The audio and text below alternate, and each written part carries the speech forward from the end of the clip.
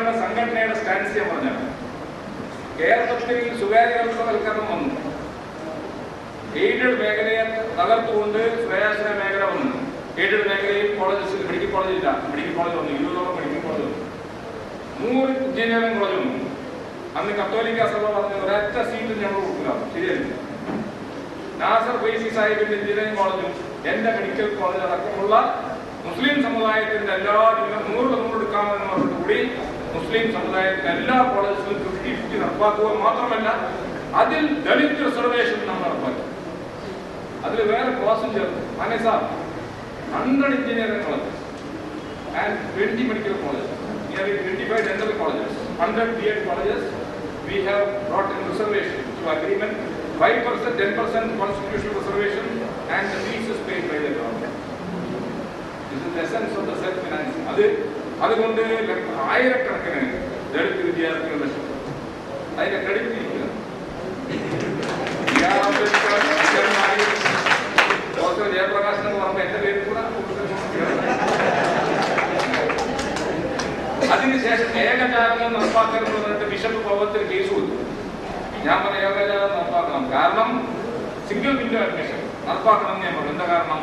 സാധാരണ എന്റെ മാനേജർമാരൊക്കെ എന്നെ വിളിക്കും, ഹലോ ഹസൻ സാഹിബല്ലേ, 5 ദളിത് സീറ്റ് നമ്മൾ അടിച്ചിട്ടുണ്ട്, മെറിറ്റ് സീറ്റ് ഔട്ട് അപ്രോച്ച് ഉണ്ടോ. So management will simply just do some number and take that seat. I said nothing doing. Let the government decide about the Dalit seat. That is single window admission. So that also has gone in favor of the Dalit community. മൂന്നാമത് ഇവിടെ aided മേഖലയിൽ സാഹിബിന് വലിയ സ്വാധീനമുള്ളതാണ്. ബാബ് സാഹിബിന് സ്വാധീനമില്ല, UDF government സ്വാധീനം. Aided മേഖലയിലെ 150 കോളേജിലും 5000 സ്കൂളുള്ളതിലും എത്ര ദളിത് സ്കൂളും കോളേജും ഉണ്ട്? No college at all. അടിയന്തരമായി DSP ഇന്ന് പ്രാസംഗിക്കുന്ന ഒരു പ്രമേയം, എയ്ഡഡ് മേഖലയിൽ ദളിത് വിഭാഗങ്ങൾക്ക് കോളേജിലും സ്കൂളും മാപ്പാടെ വീട്ടിൽ പൈസ നല്ലതൊക്കെ ഉണ്ടാക്കുന്നത്. അത് ഞാനിവിടെ പറയാൻ ഉദ്ദേശിക്കുന്നത് ചില വരികൾ. അപ്പോ അതങ്ങനെ സാങ്ഷൻ കിട്ടിയാൽ മതി, ഞാൻ നടത്തി തരാം, നിങ്ങൾക്ക് വേണ്ടി നിങ്ങൾ പൈസ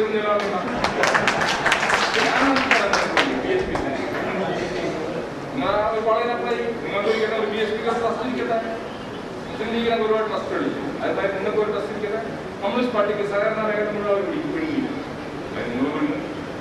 കുറച്ച് നിങ്ങൾക്ക് ഇരിക്കട്ടെ. പിന്നെ വരുന്ന പ്രൊമോഷന്റെ വിഷയം. പ്രൊമോഷനെ പറ്റിയിട്ടുള്ള MBSന്റെ നിലപാട് ഞാൻ പല TV ചാനലിൽ പറഞ്ഞാണ്. ഒരാളെ നമ്മൾ വിളിച്ചു വെക്കുന്നു, എനിക്ക് 90 മാർക്ക്, രമേശിന് 50 മാർക്ക്, രമേശിന് സംവരണം കിട്ടി, രമേശ് അത് കഴിഞ്ഞു ബോണസ് പ്ലേറ്റ്, ഇനി അങ്ങോട്ട് പ്രൊമോഷൻ കിട്ടുന്നേ അത് പറ്റൂല. അത് മെറിറ്റ് വരാം. അതെങ്ങനെ ഞാൻ 90 മാർക്കുള്ള ആൾ 150% മാർക്കുള്ള. അതുകൊണ്ട് promotion should be given to separate category for SC/ST. That is our stand on that issue, which I have made very clear. That if there is a person, whatever the court says, because the court is not making a favorable view, whatever the court says, the view should be that SC/ST വിഭാഗത്തിൽ ഒരാൾക്ക് promotion medical കോളേജിൽ ഇരിക്കാൻ ട്യൂട്ടറായിട്ട് join ചെയ്ത് കഴിഞ്ഞാൽ അയാൾ പ്രൊഫസറും പ്രിൻസിപ്പളും director of medical education ആയിട്ട് അയാൾ retire ചെയ്യാനുള്ള സംവരണ മാർഗം വേണം. അല്ലെങ്കിൽ വീണ്ടും നമ്മൾ വർണ്ണാശ്രമം തന്നെയാണ് അതൊക്കെ നടപ്പാക്കാൻ പോകുന്നത്. ഇവരെ വിളിച്ച ആൾക്കാർക്ക് ഭൂമോപ്പടിയും നിന്നേയും കാട്ടും, അവരെ താഴ്ത്തിരിക്കാൻ നമ്മൾ പോയി. So, അതൊക്കെ right direct things are going in the right direction. So അപ്പൊ ഞാൻ പറഞ്ഞു വരുന്നത് എന്താണെന്ന് വെച്ചിട്ടുണ്ടെങ്കിൽ അനവധി വിഷയങ്ങളിൽ ഞങ്ങളുടെ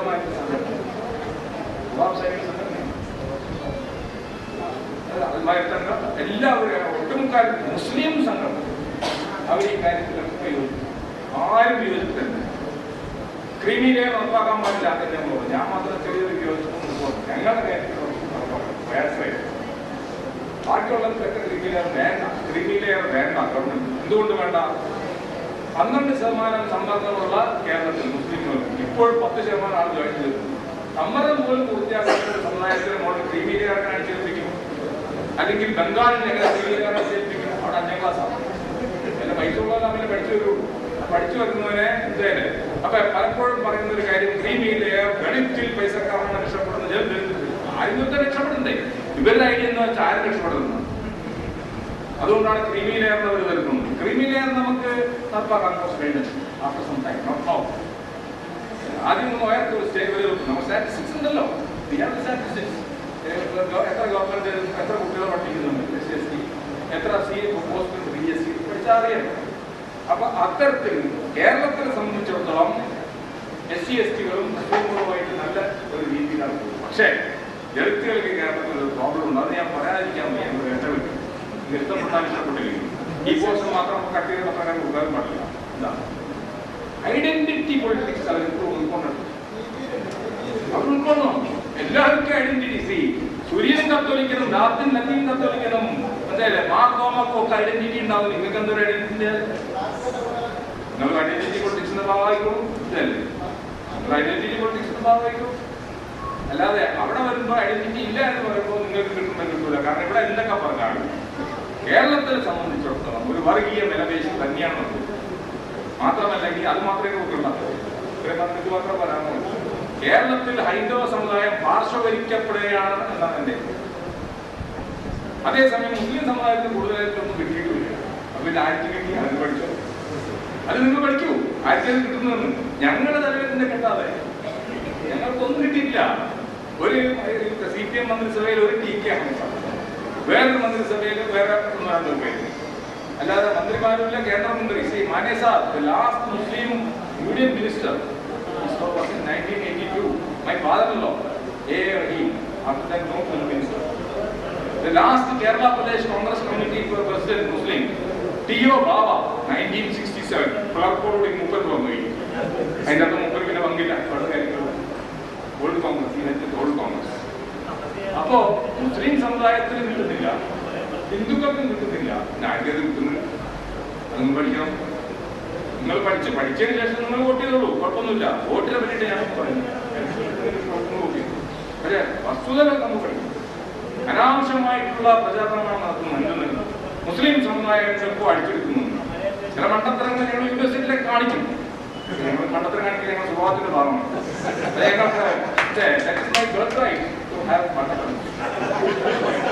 നേരത്തെ ബുക്കടിക്കാന്ന് പറഞ്ഞാൽ കൊടുക്കില്ല. അല്ല, it's my birthright to be foolish. ആർക്കൊന്നും പറയാൻ പറ്റില്ല. ഞാൻ ഓവർ സ്മാർട്ടായിട്ട് ജനത്തിന് വിരോധം പറഞ്ഞു. മണ്ടറാണ് എല്ലാവർക്കും ചിരിക്കാലോ. ചില മണ്ടത്തരങ്ങളൊക്കെ പറ്റാറുണ്ടെങ്കിൽ കൂടി ഒരു തരത്തിലുള്ള വർഗീയമായിട്ടുള്ള പ്രചാരണമോ ഒരു തരത്തിലുള്ള വർഗീയമായിട്ടുള്ള വിലപേശലോ ഒന്നും ഇവിടെ മുസ്ലിം സമുദായമാണ്. പക്ഷെ ഒരു വലിയൊരു പ്രൊപ്പഗാൻഡാണ്. ആ പ്രൊപ്പഗാൻഡയുടെ ബേസിസ് ഈ മന്ത്രിസഭയുടെ ഘടനയാണ്. First time in India, sir, the majority community has been as a minority in the ministry. This is wrong. Common sense. The only time it was there in India, only place was previously in Kerala during a candidate's first cabinet by one minority above it. But here for the first time, not only the majority community has been marginalized in Kerala, but even in national politics, it is marginalized. It's marginalized. Whether it's A.K. Antony or J.V. Thomas or P.J. Kureyan or P.C. Chapo or P.C. George or Kuman Chandy or whoever it is, P.P. Kargachari. People are saying here, not me saying. I am not saying anything. ഞാനൊന്നും പറയുന്നില്ല. ഞാൻ ആ പറഞ്ഞന്മാരറിയാം. പക്ഷേ ജനം പറയുന്നു. പക്ഷേ ഇതേ പറയുന്ന ജനം തന്നെ പറയുന്നതെല്ലാം മുസ്ലിങ്ങൾ അടിച്ചിട്ടുള്ളൂ. അതെങ്ങനെ? മുസ്ലിം ഒന്നും കൂടുതലില്ല. മുസ്ലിം നമുക്ക് ആ കിട്ടിയത് ഒരു കാറും ഒരു ഹെഡ്ലൈറ്റും ആ പഴയ അരിയാണ്. 1000 മില്ലിയെ തിന്നതിന് ശേഷം അരി ഹജ്ജിന് പോയി എന്ന് വെച്ചാൽ കമ്മ്യൂണിസ്റ്റ് പാർട്ടിയിൽ ഇരുന്ന ഒരാളിന് കിട്ടിയതല്ലേ. നമുക്ക് നമ്മുടെ തങ്ങളൊന്നും കിട്ടി. നമുക്കൊരു അരിസായിനെ കിട്ടി. ഒരു പൂർവ്വമാറ്റത്തിന്റെ ഭാഗമായിട്ട് അദ്ദേഹത്തിന് കിട്ടി. Politics of defection. We have got gained nothing, but unnecessarily the Muslim community is there in the brain that communal bargaining is going on. These people are gaining something. There is the statistics against. So these things I am telling to you because BSP has gone for a meeting with the Muslims and the Dalits are coming as meetings. And Maneji has come all the way from Maharashtra. So the real fact, Maneji, is that Muslims are not having any gain in this politics. They have only got what they deserve. not 1 inch more, not 1 inch less. We are happy. The number of MLAs and the number of ministers and all. So ഇത്രയും പറഞ്ഞുകൊണ്ട് ഞാൻ ഈ പറഞ്ഞ വീണ്ടും ഞാൻ പറയാൻ ആഗ്രഹിക്കുകയാണ്. ഞാൻ ആരെയും പ്രതിനിധാനം ചെയ്യുന്നില്ല, ഞാൻ എന്നെ പോലും പ്രതിനിധാനം ചെയ്യുന്നില്ല. കാരണം ഞാൻ ഈ പറഞ്ഞൊന്നും ഞാൻ ചിലപ്പോൾ വിശ്വസിക്കുന്നില്ല. ഞാൻ ഈ പറഞ്ഞതൊക്കെ ചരിത്രപരമായിട്ടുള്ള സ്റ്റാറ്റിസ്റ്റിക്സും കാര്യം. അപ്പൊ ഇത് പറയുമ്പോൾ ആരെങ്കിലും കട്ട് ചെയ്തിട്ട് നെറ്റിലിട്ടിട്ട് ഇയാൾ എന്തോ പ്രകോപനപരമായിട്ടുള്ള ദളിതരോട് വിപ്ലവം നിർത്താൻ പറഞ്ഞു എന്നൊക്കെ പറഞ്ഞാൽ ഞാൻ അങ്ങനെ പറഞ്ഞില്ല. ഞാൻ കാര്യങ്ങൾ പറഞ്ഞുകൊണ്ടാണ് ഇത് നിങ്ങളുടെ സ്വത്വബോധം കുറച്ചും കൂടെ ഇമ്പ്രൂവ് ചെയ്യും, കുറച്ചും കൂടെ കോൺഫിഡൻസ് നിങ്ങൾക്ക് പറയാം, ഒരു ഇൻട്രസ്റ്റ് വരും. മുസ്ലിം കമ്മ്യൂണിറ്റിക്ക് അതിനെ പ്രിഫറൻസ് നല്ലൊരു ഇതാണ്, അവരൊക്കെ ഉഷാറാണ്. അതിനെ പ്രിപ്പയർ ചെയ്യാൻ everywhere. Shahid Siddiqui there or whoever is the Azam Khan in Uttar Pradesh, all of them, you know, they are all volatile people. We require more people who will imbibe the ideals of Periyar, E.V. Ramaswamy Nayaka, Mahatma Jyotiba Phule and B.R. Ambedkar, and not to forget I.M. Rani. ഇത്രയും പറഞ്ഞുകൊണ്ട് ഞാൻ വാക്കുകൾ സംസാരിക്കുന്നു. ജയ്